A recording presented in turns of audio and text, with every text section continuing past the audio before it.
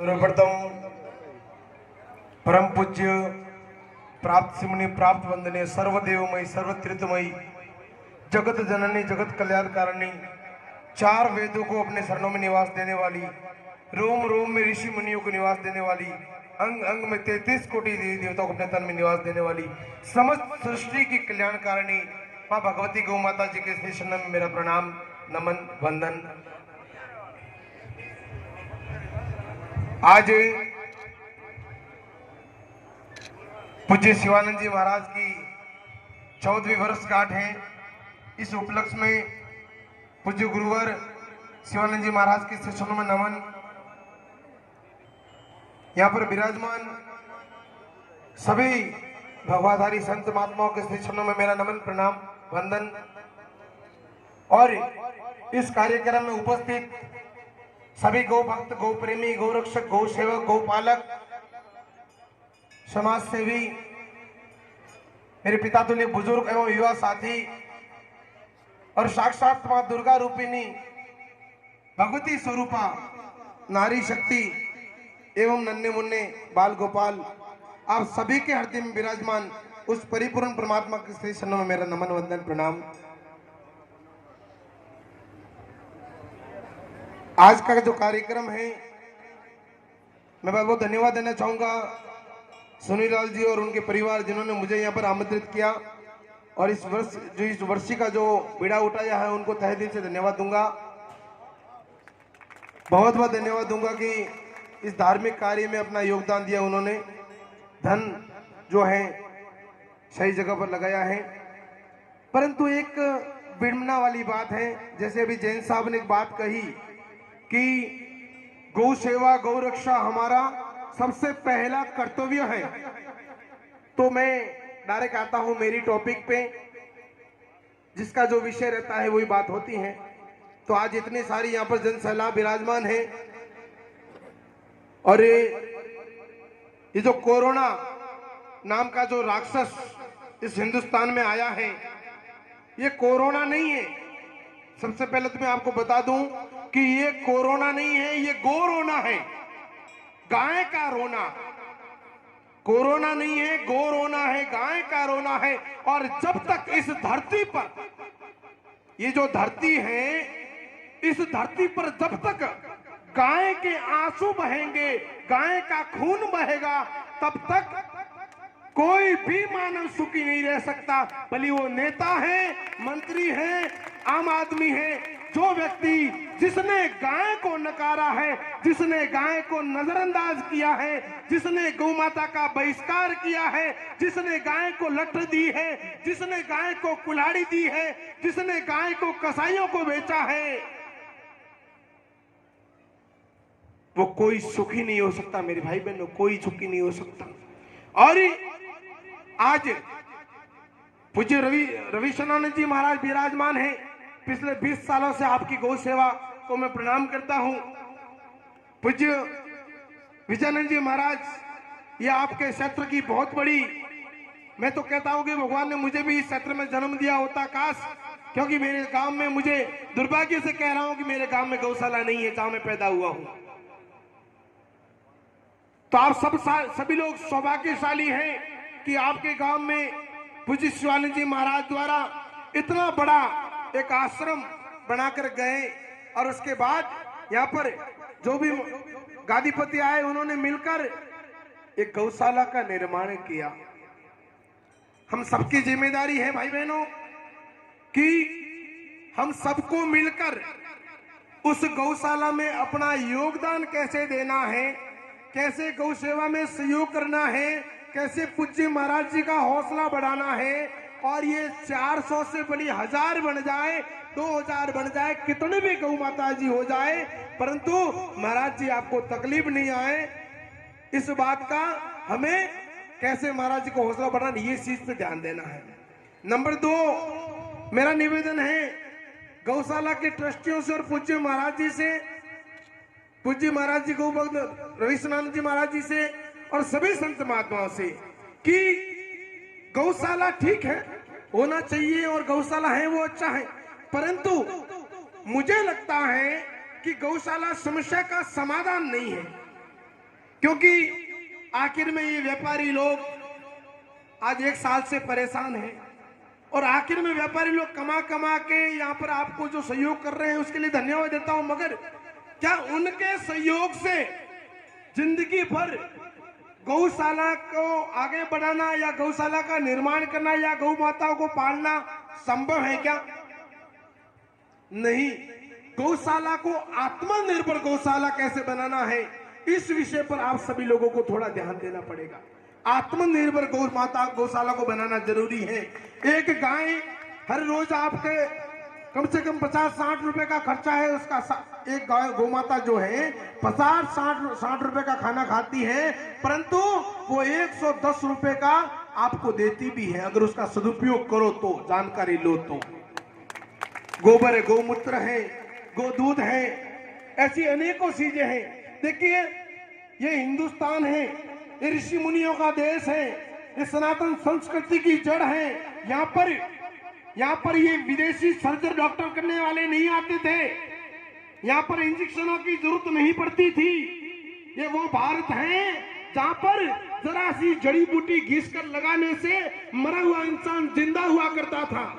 ये वो भारत है। इसलिए और आखिर में वो भारत कैसा था, कारण क्या था? क्योंकि यहाँ पर चलता फिरता अस्पताल, चलता फिरता मंदिर अगर कोई है तो वो गौ माता है, और उसको माना करते थे, पूजा करते थे, समझा करते थे। परंतु आज के जमाने में लोगों ने गौ माता को क्या बना रखा है? पशु, ढोर, डांडो, पता नहीं अनेकों ऐसे ऐसे उटपटांग नाम दे रखे हैं, और जिससे लोगों की भावना को, लोगों की आस्था जो है गौ माता के प्रति है, उसको धीरे धीरे खत्म कर दिया है।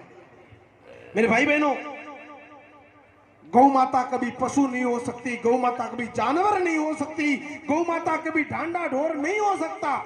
जिन दुष्टों ने, जिन पापियों ने, जिन राक्षसों ने अगर गौ माता का ये नाम दिया है, मैं कह रहा हूं सबसे बड़ा गौ हत्यारा वो स्वयं है। गावो विश्वस्य मात्र, गावो विश्वस्य मात्र, 4 वेद, 6 शास्त्र, 18 पुराणों में जिसको विश्व की माता का दर्जा दिया गया। भगवान श्री राम इस धरती पर विप्र धेन सुर संत हित लीन मनुज अवतार। भगवान श्री राम को इस धरती पर अगर आना पड़ा था तो वो गाय के लिए, ब्राह्मणों के लिए आए थे। 56 भोग लगाने वाले आपके कन्हैया, नंगे पैर आप जा रहे हो उस कन्हैया के द्वार पर, वो कन्हैया गौ माता को नंगे पांव चढ़ाने जाता था। मेरे भाई बहनों, क्या वो गौ माता पशु हो सकता है? क्या वो गौ माता ढोर हो सकता है?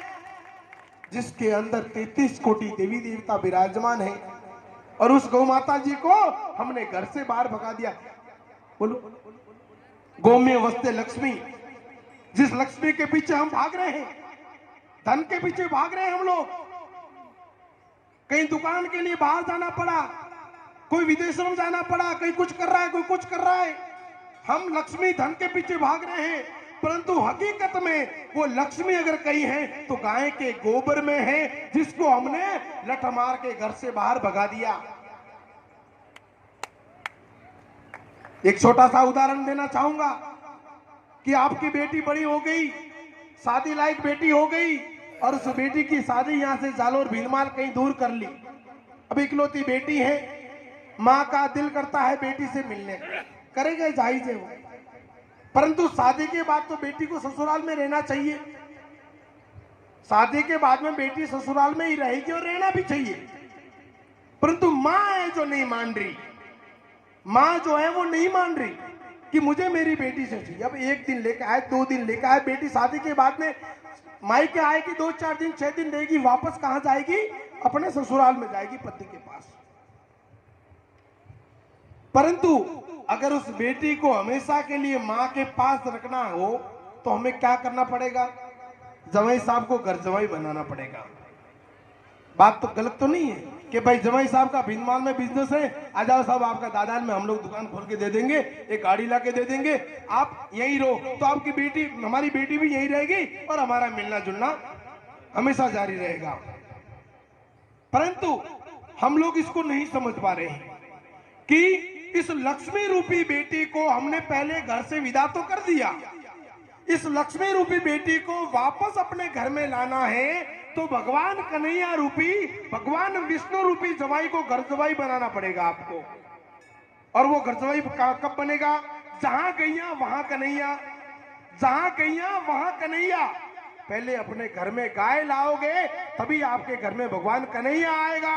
और कन्हैया भगवान विष्णु रूपी पति अगर आपके घर में आ गया तो आपकी लक्ष्मी रूपी बेटी तो अपने आप आपके घर में आएगी, आपको उसके पीछे भागने की आवश्यकता नहीं पड़ेगी। मेरे भाई बहनों,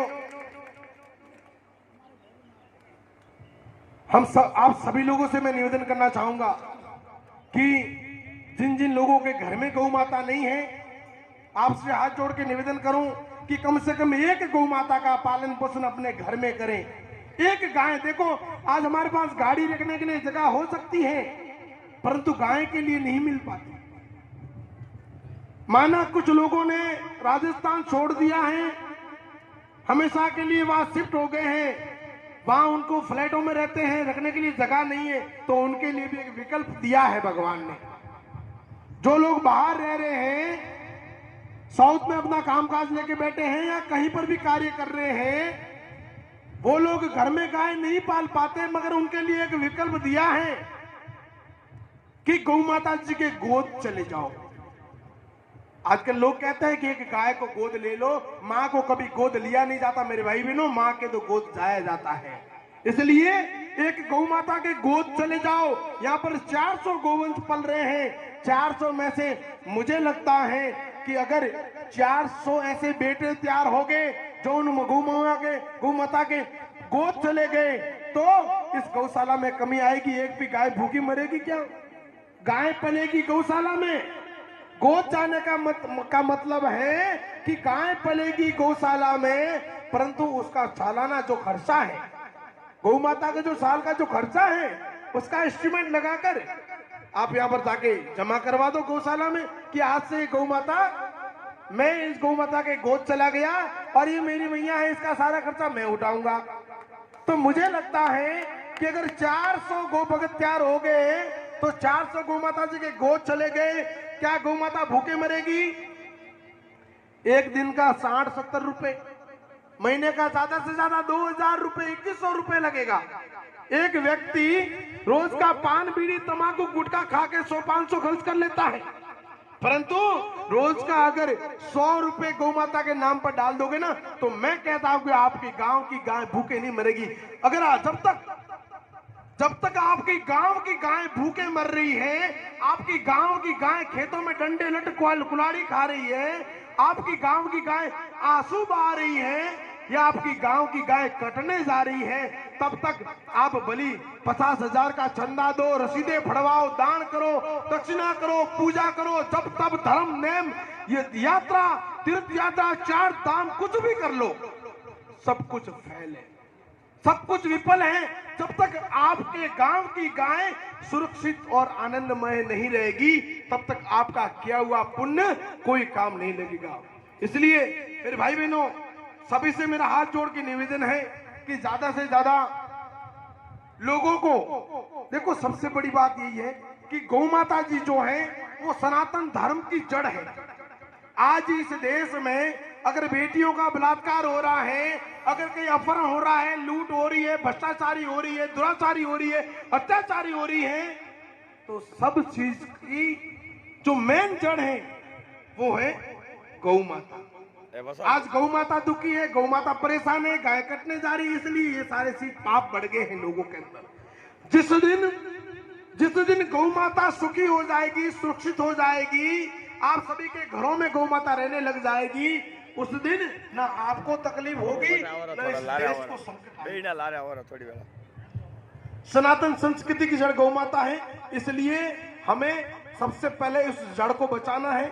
अगर जड़ बच गई तो हम सब लोग बच जाएंगे। देखिए, कहने के पास मेरे पास बहुत सारे शब्द हैं कि पूरा दिन भी अगर गौ माता की बात कहूं तो मेरे लिए कम पड़ जाएगी, परंतु यहाँ पर संत माता विराजमान है, ज्यादा समय नहीं लेते हुए, वैसे समय समय पर मैं आपके क्षेत्र में आता रहता हूँ। दादा से मेरा विशेष लगाव भी है, क्योंकि यहाँ के जो युवा हैं, भाई गुमान सिंह जी, सुनीलाल जी और जैसे काफी ऐसे युवा हैं जो काफी करीबी से मेरे साथ जुड़े हुए हैं। और उन लोगों की कृपा से पूज्य गुरुदेव का भी आशीर्वाद समय समय पर मिलता रहता है। और ये लगभग साल में 10-12 चक्कर मैं यहाँ पर लगाता हूँ। मैं ज्यादा तो कुछ नहीं कह सकता। मेरे पास भगवान ने मुझे शरीर दिया है, हौसला दिया है, जिगर दिए हैं, जज्बा दिया है और जो कार्य दिया है, इस कार्य के लिए मैं वादा करके जाता हूं कि दादाली नहीं, बागोड़ा तहसील ही नहीं, जालोर जिला ही नहीं, राजस्थान प्रदेश ही नहीं, बल्कि पूरे देश के कोई भी सनातनी मेरे हिंदू भाई बहन को कहीं भी तकलीफ आएगी तो आपके भाई को आप हमेशा आपके साथ पाओगे, खड़ा पाओगे। आप लोगों के लिए जान देने के लिए भी तैयार हूं और जरूरत पड़ी तो किसी की लेने के लिए भी तैयार हूं। हालांकि गौ माता की कृपा से और समाज के सहयोग से मैं अभी इस कोरोना काल में, देखिए लोग तो कोरोना में परेशान हो रहे हैं। मैं आपको बता दूं कि जब से ये कोरोना नाम का राक्षस भारत में आया था, तब से एक दिन न तो मैं घर पे बैठा नहीं, हालांकि वो चीजें नहीं कहनी चाहिए क्योंकि बीमारी होती है, परंतु ये गौ माता की बहुत बड़ी कृपा है कि कोरोना काल में 12 राज्यों का प्रवास किया है और जिसमें जो हमने मिशन छड़ी की कोरोना में लोग कुछ नहीं कर सकते तो कम से कम एक काम करो। बोले क्या? सभी जगह टीम गठित किया और जो शहरों में, बाजारों में गौ माता घूमकर प्लास्टिक कूड़ा कचरा खा के मर रही है, उन गौ माताओं के लिए हमने जन सहयोग से हर रोज, मैं मध्य प्रदेश में था और हर रोज जनता के सहयोग से एक बड़ी टेम्पो, ट्रक, लॉरी जो कुछ भी मिली, ठेला, वो फल, फ्रूट, सब्जी मंडी वालों से सेटिंग करी, किसानों से सेटिंग करा, जनता से सहयोग लिया करके रोज एक ठेला भर के जो बाजार में कूड़ा कचरा प्लास्टिक खाती थी, उन गौ माता को भोजन की व्यवस्था हमने करने का एक मिशन नया छेड़ा कि एक भी गौ माता प्लास्टिक कूड़ा खा के नहीं मरे।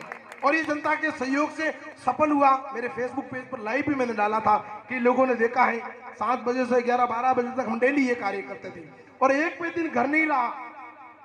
गौ माता की कृपा से कोरोना तो क्या, बड़ी साक्षात महिषासुर और समरासुर आ जाए तो भी गौ भक्तों का बाल विवाह नहीं कर सकता मेरे साथियों। इसलिए दिल से आप भी गौ सेवा में जुड़िए, गौ माता की रक्षा में जुड़िए। और एक व्यक्ति से मैं एक और विशेष निवेदन करना चाहूंगा। मैंने, वैसे मैं फिल्म नहीं देखता, परंतु मैंने एक फिल्म देखा था, उसमें से मैंने एक पॉइंट सीखा है। मैं जहां जाता हूं वहां से कुछ न कुछ सीख के आता हूं, ये मेरी आदत है। भले छोटा बच्चा भी कुछ कर रहा है तो उससे भी कुछ सीखूंगा। मैंने एक फिल्म देखा, उस फिल्म में ये बताया गया कि एक बंदे ने एक की हेल्प करी तो उसने बोला थैंक्स, तो उसने कहा कि थैंक्स की जरूरत नहीं है, धन्यवाद की जरूरत नहीं है, आप आज से हर 3 व्यक्तियों की हर रोज मदद कीजिए और उन तीनों को बोले कि आप 3 की मदद कीजिए। ये फिल्म मैंने देखा तो मैंने एक चीज सीखी उसमें कि आज हिंदू कमजोर क्यों है। आज हिंदू कमजोर क्यों है, उसका कारण है कि हिंदू केवल खुद के लिए जीता है और मुसलमान धर्म के लिए जीता है। आज से आप लोगों से निवेदन करना चाहूंगा और एक वचन चाहूंगा आप लोगों से। क्या आप लोग वो वचन मुझे देने के लिए तैयार हैं? पहले सुन लेना, इच्छा हो तो हाँ करना, ऐसा नहीं कि आज से आप दिन का कम से कम 2 घंटा सनातन धर्म और गौ माता के प्रचार के लिए निकालोगे। 2 घंटा हो, 3 घंटा हो या 1 घंटा हो, 1 घंटा तो हर कोई निकाल सकता है। और उसमें यह करना है कि हर रोज एक नया कट्टर हिंदू गौ भक्त हमें पैदा करना है। जिसको गाय के बारे में पता नहीं, जिसको धर्म के बारे में पता नहीं, उनको हमें सनातन संस्कृति की परिभाषा पढ़ाना है, बताना है। और अगर आपसे नहीं समझ रहा है तो मेरे नंबर आप सबके पास में है, नहीं मिले तो भी आजकल गूगल जहां भी इंटरनेट पर SS tiger contact number, mobile number करोगे तो एसएस टाइगर के नंबर भी आपको मिल जाएंगे। मैं आपकी मदद करूंगा उसमें। परंतु यहां से आज संकल्प लेके जाना है, ये एसएस टाइगर आपसे हाथ जोड़ के निवेदन कर रहा है, एक संकल्प लेके जाना है कि मैं आज से हर रोज एक कट्टर हिंदू गौ रक्षक, गौ भगत तैयार करूंगा। क्योंकि ये सरकारों के भरोसे, आज देखा कल महाराष्ट्र के अंदर शिवसेना की सरकार है, परंतु एक गौ रक्षक को जो एक बछड़ा और नंदी महाराज को कत्ल खाने में काटने के लिए तैयारी थी, बांध के रखा था, वहां पर एक दिनेश पाल नाम का गौ रक्षक जो था उनको बचाने के लिए गया तो उसको बेहरमी से 300 तस्करों ने मारा है। शिवसेना की सरकार ने बेहरमी से मारा है, उसकी रीढ़ की पसली तोड़ दी गई, परंतु वहां की सरकारों की कान की जू नहीं रेंग रही है। इसलिए हमें अब किसी पे निर्भर नहीं रहना है। मैं हमेशा कहता हूं कि मुझे मेरे जीवन में राजनीति नहीं करनी है, मैं सत्य के साथ खड़ा हूं, मुझे चुनाव नहीं लड़ना है, ना कभी लड़ूंगा, परंतु कुछ लोग, हम लोग नेताओं पे निर्भर है।